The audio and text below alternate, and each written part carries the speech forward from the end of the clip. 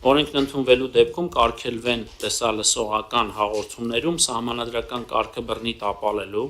պատերազմ քարոզելու նպատակ հետապնդող տեղեկատվության տարածումը,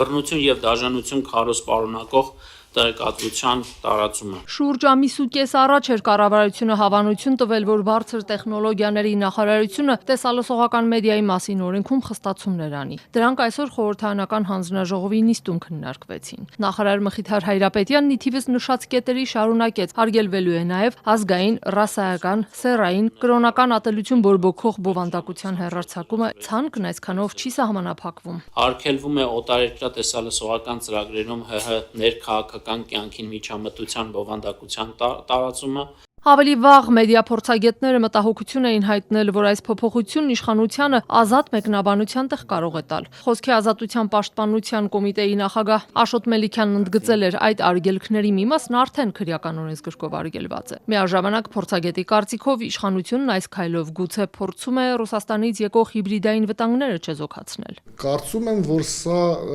նախընտրական շրջանի համար լրացուցիչ կարգավորումներ է նախատեսում խստացնելու այդ իրավիճակը, իսկ ցանկացած խստացում, այս տիպի խստացում, իր մեջ ռիսկեր է պարունակում խոսքի ազատության տեսանկյունից, կարծիքների ազատ արտահայտման տեսանկյունից։ Երևանի մամուլի ակումբի նախագահ մեդիա փորձագետ Արթուր Պապյանն ավելի վաղ Ազատության հետ զրույցում հիշեցրել էր ռուսաստանցի մեծահարուստ գործարար Սամվել Կարապետյանի հայտարարությունը, որից հետո նա իշխանության յուրացման կոչի հոդվածով հայտնվեց բանտում։ Ասում է, լեզվաբաններն ու հոգեբանները մինչև հիմա չեն կարողանում բացատրել, թե Կարապետյանի նշած մեր ձևովը ինչ է նշանակում։ Բայց ահա օրենքի ընդունումից հետո ըստ Պապյանի հեռուստատեսության եւ ռադիոյի հանձնաժողովի լիազորությունները կընդլայնվի ու հենց այս մարմինը միանգամից կորոշի ինչը փակել, ինչը ոչ։ Եթե խորանանք, դուրս է գալիս, որ օրինակ Euronews-ը կամ CNN-ը հանկարծ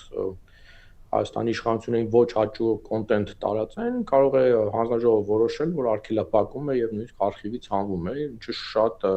խնդրահարույց է ժողովրդավարության տեսանկյունից։ Այո, հասկանալի է, որ կամ ենթադրվում է, կամ հավանաբար այդպես է ներկայացնում, որ սա ռուսաստանյան ալիքների դեմ է արվում կամ նույն ադրբեջանական։ Բայց եկեք հասկանանք, իրական Հայաստանում հեռարձակվում են ռուսաստանյան հեռուստաալիքներ, մենք այդ մասին մեդիա հանրությամբ հայտարարություն ենք տարածել, դա չի կարգավորվում այս օրենքով, որովհետև այդ ալիքները հեռարձակվում են միջպետական, պայմանավորվածությունների դաշտում է եւ եթե իշխանությունները ուզեին, դրանք կարող էին դադարեցնել, ինչին մենք նաեւ կոչ էինք արել ցանկացած պահի։ Բարձր տեխնոլոգիական արդյունաբերության նախարար Մխիթար Հայրապետյանը վստահեցնում է, խոսքը միայն օտարերկրյա հաղորդումների մասին է։ Եթե դրանցում Հայաստանի ներքաղաքական կյանքին միջամտելու դեպքեր լինեն, հաղորդումը կդադարեցվի։ Սիրով առաջարկում ենք, որ հայաստանյան հեռուստաալիքները շարունակեն միջամտել Հայաստանի ներքաղաքական կյանքին անխնա քննադատական գնահատականներ հնչեցնելով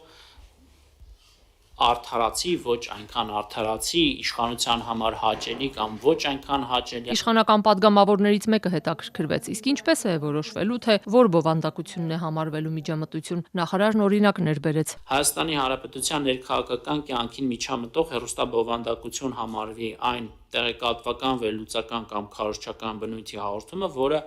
ուղղակի կամ անուղղակի կերպով նպատակ ունի ազդել ներքաղաքական կյանքի գործընթացների վրա, այդ թվում պետական իշխանության ձևավորման, ընտրությունների կամ հանրաքվեների, քաղաքական կուսակցությունների կամ շարժումների գործունեության, հանրային կարծիքի ձևավորման ներքին քաղաքական հարցերի վերաբերյալ։ Հաջորդ կետով ստեղծվում, ֆինանսավորում կամ խմբագրվում է օտար պետության, օտար պետական մարմնի կամ դրանց հետ փոխկապակցված կազմակերպության կողմից եւ չի հանդիսանում չեզոք տեղեկատվության փոխանցում, այլ պարունակում է քաղաքական դիրքորոշման քարոզ, կոչեր, գործողության կամ դիմադրության, պետական ինստիտուտների լեգիտիմության խաթարում, կոնկրետ քաղաքական ուժի կամ գործչի աջակցություն կամ վարկաբեկում։ Потеря Армении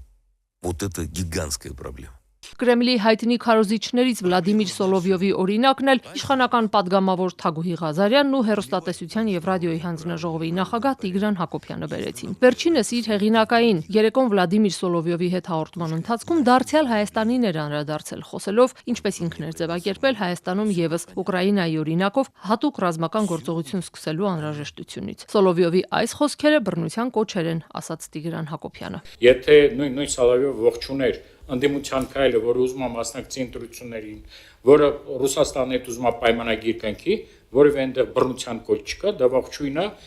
այն քաղաքական ուժի, որը իրենց կարծիքով,